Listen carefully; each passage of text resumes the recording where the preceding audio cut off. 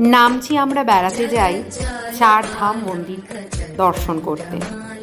এই চার ধাম মন্দিরের সাথে এখানে বিশাল আকৃতির শিব মূর্তি দেখতে পাওয়া যায়। সেই শিব মূর্তির নিচে একটি হল ঘরের দৃশ্য এটি।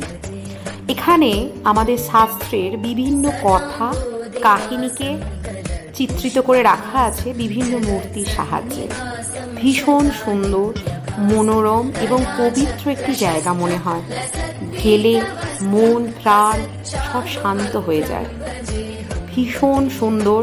আপনারা যারা গেছেন তারা সবাই জানেন, যারা যাননি তারা যখন যাবেন তখন আপনাদের ভীষণ ভালো লাগবে।